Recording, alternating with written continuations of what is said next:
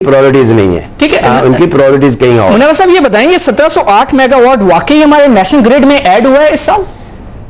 देखिए, जैसा डॉक्टर अवान ने कहा, ये भी जानते हैं, प्लानिंग कमीशन में थे, हम लोग भी थे। हमने 2007 में जो प्रोग्राम बनाया था उसमें यह था कि कोई 3000 मेगावाट ऐड होना था 2008-9 में।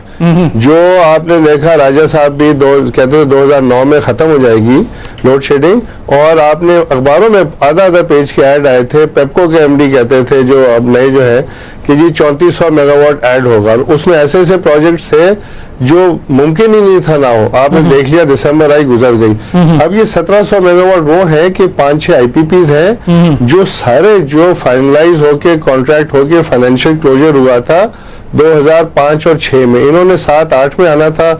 कुछ वजूहात जो भी हुई वो तो अलग बात है, तो हुकूमत को चाहिए था उन वजूहात को दूर करके जल्दी कर दी। वो डिले हुआ, डॉक्टर साहब ने जिस तरह फरमाया, बिल्कुल डिले हुआ।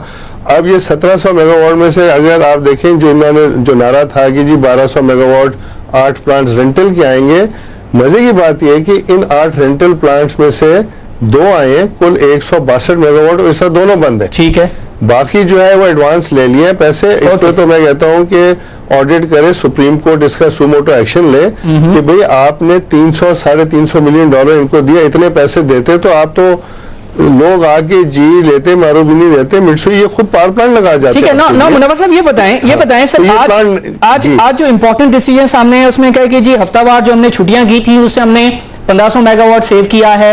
एट द सेम टाइम हम जो है वो बिजली के बहरान पर काबू पाने के लिए एफओडीपी के रोड मैप को तैयार कर रहे हैं। सर, आपको इन तमाम चीजों को मद्देनजर रखते हुए हफ्तावार हम छुट्टी कर रहे हैं, हम बिजनेस मार्केट बंद करना चाह रहे हैं, हम जो है एट द सेम टाइम जो हमारे ट्यूबवेल्स हैं उसके हवाले से हमने प्लान बनाया कि रात 7 से 11 तक जो है वो नहीं चलेंगे, रमजान में लोड शेडिंग नहीं करेंगे। आपको एक जामिया नहीं लॉन्ग टर्म एक स्ट्रेटेजिक प्लान हुकूमत की जानिब से नजर आ रहा है पाकिस्तान में एनर्जी क्राइसिस को सॉल्व करने के लिए? हरगिज नहीं।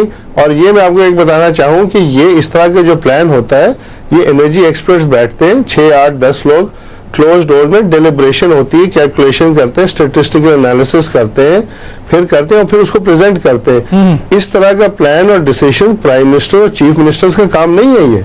तो जब प्राइम मिनिस्टर, चीफ मिनिस्टर बैठ के, और जो फिर किसी ने अर्ज की, तो ये जो अर्ज जो लोग करते हैं वो कहते हैं जान की अमान पाऊं तो मैं कुछ कहूं, तो उसमें आप क्या एक्सपेक्ट करते हैं कि डिसीजन होंगे? जब प्राइम मिनिस्टर ने कह दिया या चीफ मिनिस्टर ने कह दिया, सब सर हिला देते हैं। मैं भी एनसी मीटिंग में बैठ चुका हूं और मैं हमेशा इसी पे एतराज करता था, पिछली हुकूमत पे भी, कि वो फिर कहते थे सदर मुशर्रफ हो या शौकत अजीज की, जी मुनव्वर हमसे बात नहीं मान रहा, तो मैं फिर बताता था जी बात यह है कि ये डिसीजन हम करके आपको अगली बारी एक सोल्यूशन पेश करेंगे।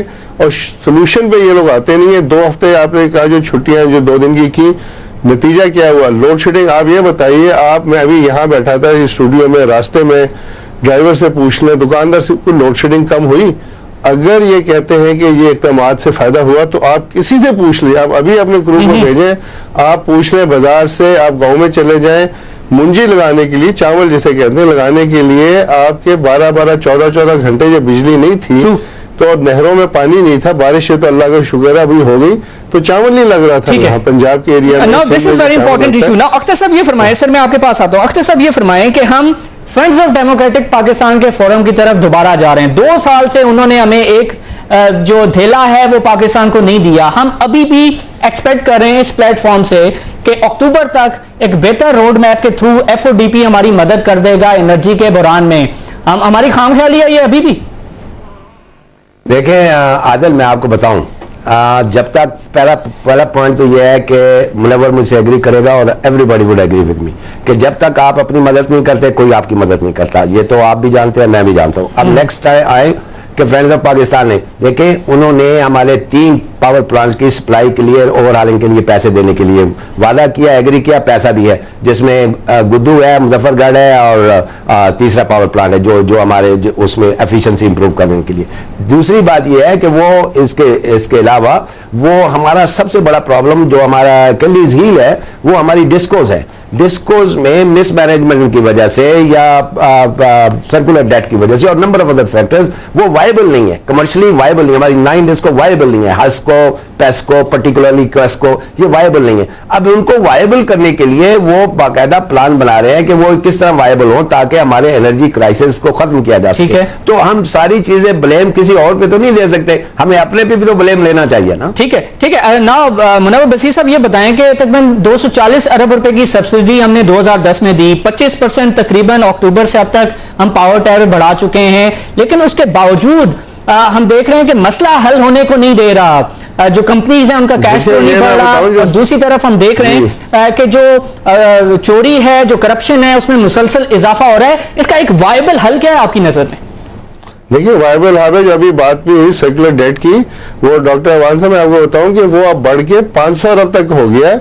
500 अरब का मतलब हुआ $6 बिलियन। सर सर्कुलर डेट 500 अरब हो गया? PHDP जी बिल्कुल। My God। और वो रोज बढ़ रहा है, रोज इसलिए बढ़ रहा है कि जो इकदाम करने चाहिए, ये आप ही के प्रोग्राम पे शहजाद मिठानी आए थे, मैंने लिखा है, मैंने फाइनेंस मिनिस्ट्री को लिखा है, डॉक्टर शेख को लिखा है कि खुदारा मुल्क की बात है, ये कोई पार्टी की बात नहीं है, इस हुकूमत की बात नहीं है, अवाम के लिए है। जो अवाम के जो बिजली नहीं मिलेगी, आपको पता है 335 अरब पिछले साल लॉस हुआ है इकोनॉमी को लोड शेडिंग की वजह से। आप वो लॉस अगर जोड़ लें ऊपर से सर्कुलर डेट को, आप देखें क्या हो रहा है। तो वो जो रियल मसला है, अभी डॉक्टर साहब ने भी कहा कि डिस्कोर्स में मिसमैनेजमेंट है, मैं फुली एग्री करता हूँ। जो लॉसेज हैं 50% के करीब तो कोयटा केस्को में, हैदराबाद में 34 है, पेशावर में 37 है। और ये जो आपको अगर आप ये नंबर देखें, जब तक ये ठीक नहीं होगा तो ये आपका ड्रेन ये चलता रहेगा। मुनव्वर साहब एंड डॉक्टर अवान साहब, सर बहुत बहुत शुक्रिया, बहुत बहुत शुक्रिया। वक्त की कमी के बायस हम मजीद जो है वो इस इशू के हवाले से बात नहीं कर पाएंगे। लेट्स होप कि आने वाले दिनों में हम मौसर और इफेक्टिव प्लान लेकर आएं, बिकॉज ये जो प्लान एक बार फिर हमने अनाउंस किया है उसको लेकर हमारे 2 मौजूद एक्सपर्ट, उनका ख्याल है कि ये इतना इफेक्टिव नहीं है और इसके मस्बत नताइज एक बार फिर हम नहीं देख पाएंगे। आज के शो से इतना ही। Keep watching CNBC sparks.